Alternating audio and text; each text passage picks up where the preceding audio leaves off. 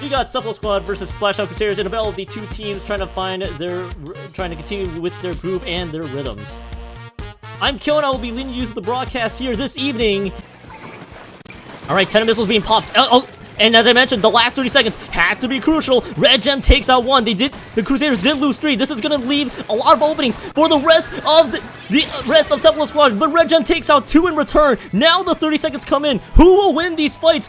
It's a fights right now. Cephalo enters in danger, and right now you have to get the painting to at least both of these teams. It is going to come down to fights. Dan drops. The grab tank is online. 2 members of Splashdown drops, and right now Cephalo Squad, they take out 4. A total wipeout. It is going to be swinging the other way. Cephalo Squad with a huge advantage. They have to win a lot of these fights now, and unfortunately for the rest of Splashdown Crusaders, they have dropped members at the worst possible moment, and in typical Turf War fashion, we might be seeing a Cephalo Squad victory here. We gotta check the map, but it looked like Cephalo Squad had all of the ink down on the turf, and Cephalo Squad wins on the Turf War in a crucial last-minute change. You see 2 members dropping on both of these teams here, and we do see, oh my goodness, that guy just that's using that Stamper range to perfection there, and now finding the double. How about that for that guy? Already taking out two members. Can that guy get a delayed triple? Yes, the delayed triple online for that guy, popping off with the Stamper, and now flying it back after using the Zip Caster. Now Cephalo Squad getting through the second checkpoint, and Dre able to push Cephalo Squad's advantages big time. They're trying to enter the checkpoint too. Dan trying to say otherwise right now, and we do see getting taken away by that guy, but Red Gem with the return fire. And all that being said and done, it's not the second checkpoint. It's gonna be resetting here. On the other side, double NZAP-89s, double NZAP-85s. I've seen the script before for the Crusaders. This is another NZAP quad. This is another quad NZAP map, but somehow it is working as Red Gem Soda takes out 2 members and makes it the third. A triple by Red Gem Soda, but Puzzle Wuzzle does shut down Red Gem. Puzzle Wuzzle gets a return double there, but we do see a push potentially. Nope, no push potentially. That guy shuts it down. The wiper strikes again, and we do see that Power Clam is going to enter the void, but no matter the cost, though, Splashdown Crusaders still leading the clam economy. Blue Hopper trying to go in with that clam, but Ishtar, they're flanking from the back. Here comes the squid jump. If Ishtar takes it home, there is the penalty point. Here are a few more clams. Ishtar and Red Gem are all the way stuck in the back. Look at that. The back door has worked to perfection, but there is no clams to follow up. Ishtar is just done. Red Gem Soda is going to go down, but look at the rest of the power clams. It is 3 possible power clams on hand for the rest of this team. Where does this push start if you are the Cephalo Squad? At least you get overtime point. One team is going to go home with at least positive points, but you do get that guy dropping. Dre is going to go down. Blue Hopper is trying to carve out a path. They're taking the left path. Well, the left path is the decision. Dre is trying to go for the back. They need to get all the clamps in. Blue Hopper is trying to go in right now. It's 3. It's a delayed wipe, and Crusaders are on the board. They salvaged the Clam Blitz map. What is up, everybody? How is it going? I hope you guys are enjoying your Sunday afternoon. Yes, it is a Sunday afternoon cast of the Proton Splat League. Week 7 upon us as we got Triggerfish Zone Supremacy versus Attention Deficit Squid Disorder. Hi everybody, I'm Kyo and I will be leading you through the cast here this afternoon as we got 2 teams in very interesting locations. Let's start with TZS. TZS undefeated in the league so far, 20-0-0 record to make it 56 points. Lots of KOs to their name. They're looking to continue that dominant streak ahead of them. They're up against ADSD. Not very rough looking matchup against Inkslingers last week. They got swept, but of course there are some asterisks with that result because of the rosters they had. This week, hopefully they can field the full roster and be back on the board, but they got a tough challenge ahead of them. Here, the 3 members in the middle of that zone. ADSC, they have to win the fights here, but 2 members do drop, and that is just the worst time for them to lose 2, but it looks like the Triple H strike, it flips it the other way, and it does buy them even more time.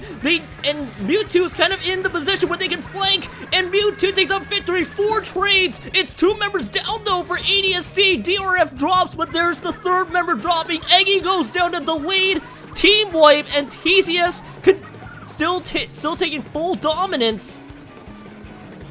ADSC just has to get out of base. They have to hurry in.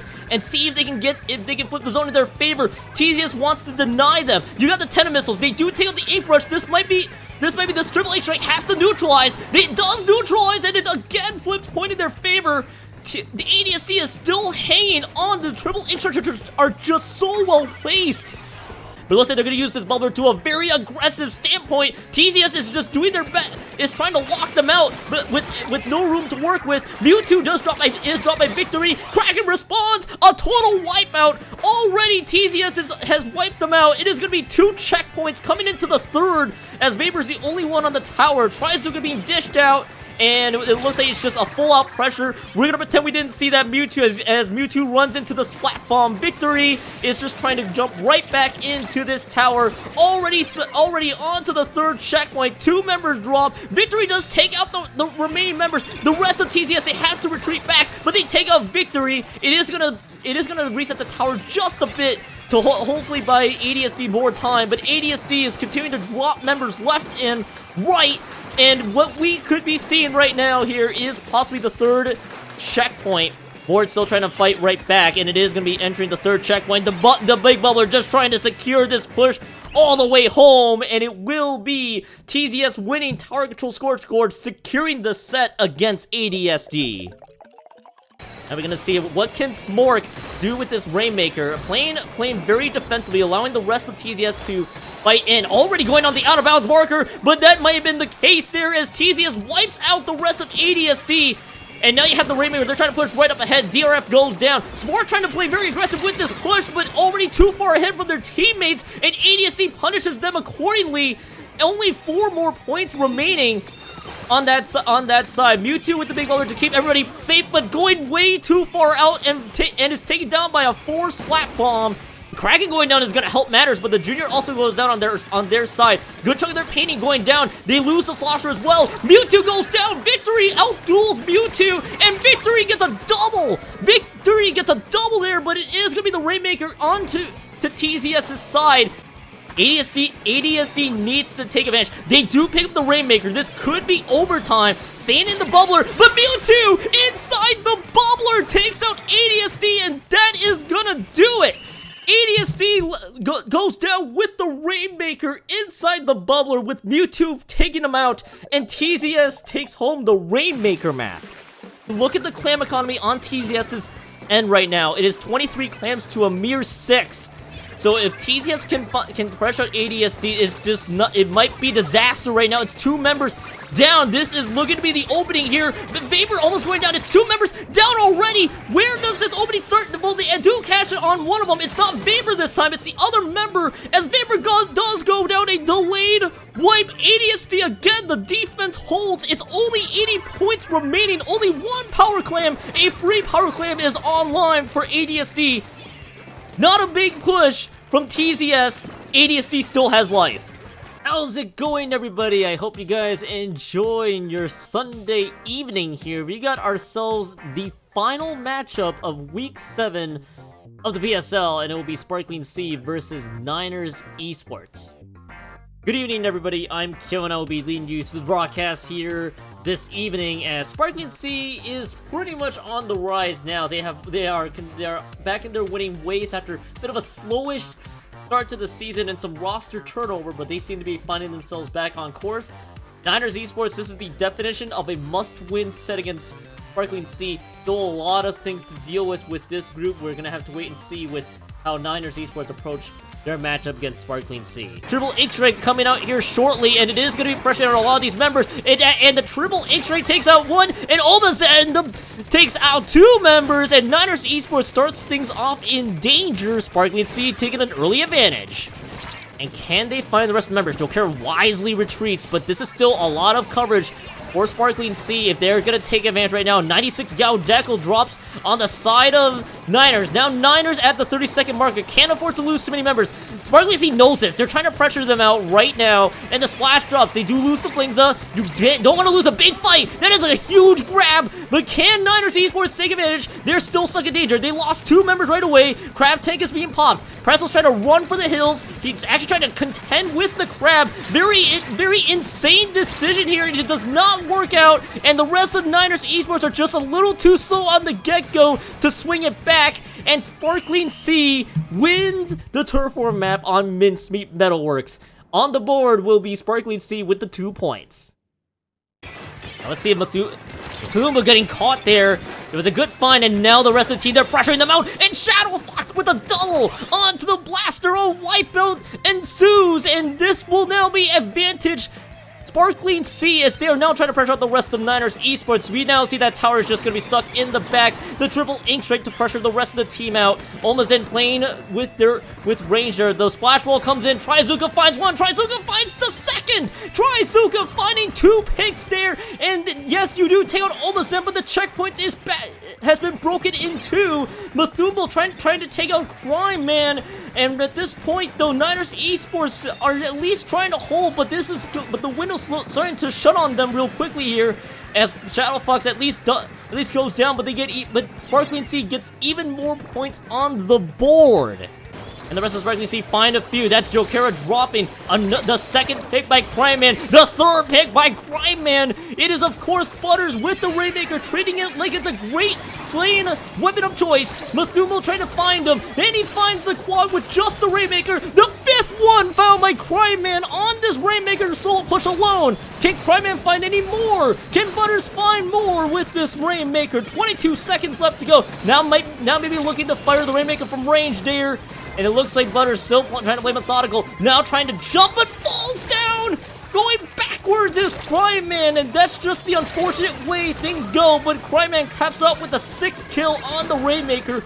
Excellent performance, but dropping the Rainmaker may have been a little costly. Gives Niners Esports a chance to rebound. Sparkling Sea doing their darnest to shut down any opportunities that they can, as the Kraken takes out a field, but they pick up the tactical earlier to at least force a quick respawn. But Crime Man, can Crime Man find the 3rd? Not quite, but it is going to be the barrier broken. The barrier has been broken. Omazen's going to try to cash in on a few. You got the triple ink trying to beat out there, at least to protect Omazen, getting more clamps ready to go. Not much of a panic. Triple H strike, more of a protective one, but it is going to be Omazen going down, and maybe Tiff could find the opening. In fact, Tiff finds Presso. This could be more clamps in, but oh, just at the nick of time, Tiff is able to cash in on a few more. Crime Man no longer in position, but Shadow Fox, can Shadow Fox find the entryway? They're going to just say otherwise. It is a 1+ what appears to be a 1+8 push from Sparkling Sea, already down to 56 points remaining, and that's a good looking push. But as always, it's Clan Blitz. One strong push can reverse the fortunes of many. What is up, everybody? Welcome to the Proton Splat League. We got a Week 8 showdown for y'all, and I absolutely mean it's a showdown of many things. We got 2 undefeated teams ahead of y'all. It is Triggerfish Zone Supremacy versus Pecco. Good evening. I am Kyon. I am joined by what appears to be the Inkslayer's captain and Impulse player, Arbiter. We got ourselves a fun one ahead of us, pal. The brush was gonna be a problem. They dropped 3 now. This is the time for Pecco to start taking control right now of that zone right now. They're down to 10 points remaining. It's only 2 members down. Are they even painting over the zone? They gotta hurry up right now, and they do. And they do have it. They put TZS in the major penalty box. 73 points in the penalty marker right now, but Pecco has dropped 2. TZS wasting no time getting that zone back. Yes, I did see a lot of specials from Pecco's end, but most of the specials were mainly defensive or last-minute efforts trying to recap the zone entirely. TZS wasted no time. They get the zone back. Immediately pushed out by the side of TZS. Booyah gonna try and find their way back in, but one machine has already gone down. Yeah, and TZS continues to retain control. The Booyah Bomb, again, not able enough to cap the zone. That's members dropping. TZS has a lot of control of the zone, and it's going to end in a convincing KO. Only 96 points remaining for Pecco, and TZS wins the zones map, Arb. And right now, 25 seconds, honestly, still a lot of time for Pecco, but they can't afford to drop too many members. Kraken going down is going to help their cause, but they do draw it with the slashing machine. They did drop the slashing machine, but the T-Tech drops, and so did the Trinamo, and so does Esper drops, and this was a squid jump that might end up punishing Batain, and TCS wipes out the rest of Pecco, and this, I believe, will seal the deal in favor of TCS. Pecco's not going to have enough time to run to the tower, and TCS, they seal the set over Pecco with that tower control victory. Yeah, dealing with the Tri-Slasher now. TCS, all you gotta do is, if you pick up the Rainmaker and get out of there, then yes, TCS might be able to win this one. Kraken's just blanking! Kraken! Oh my goodness, that was brazen play from Kraken, taking out one member, and Oh no, the Rainmaker got picked up. They're not gonna be able to. They're not gonna be able to because Peko panicked, picked up the Rainmaker, and went down so fast. So TZS comes home with the Rainmaker win by the end of all this. How's it going, everybody? Welcome to the Proton Splat League. It's week 8 and a battle between two teams just trying to find their groove back into the back quarter of the season. It's Free the Anarchy versus Splat. I'm Kyo, and I'm joined by an IRS player and probably a person who knows backlines more than I do. It's Par. How are you doing? Though a flank from the T-Tech is probably going to take the sails out of this push as there's a collapse, and that's going to be it for that push for now, maybe. Maybe! It's close! It is going to be real close. Stormblight is having a duel with Malvin. Stormblight wins the duel. It actually holds the push for just a tiny bit, but I think it bought enough time for Splat to try to recuperate and get their losses back in. But actually, Westford not able to punish the other members. In the rest of FTA, it's 2 members on the tower, and FTA should be able to continue this push unless they start getting picked off by the rest of the other teams, and it looks like that's what we're going to see right now. And they got all those points right away. Cord is just finding picks with the Rainmaker, and they do slam in both checkpoints in. Both checkpoints are broken. It's now back to your usual Rainmaker program, as now we're going to see how both teams, how they want to start pushing with that Rainmaker, all things considered. Malzin chasing with the hammer, and the hammer takes out the Rainmaker holder there, all things considered. Just a lot of duels, but FT is losing a lot of these fights now, and it is going to be a delayed triple from what I see, but they pick up the Rainmaker, kind of a desperation move, I believe, from FTA, and the Rainmaker just stays where it is.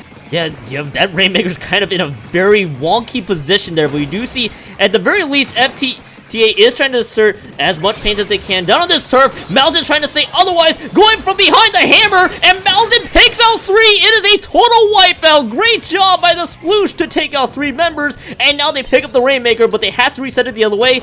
But at this point, they'll Splat. They win the fight. And now FT is having to respawn in. Maybe we could see a lead change if they play the Rainmaker position correctly. And it's 2 down. Cord takes 2.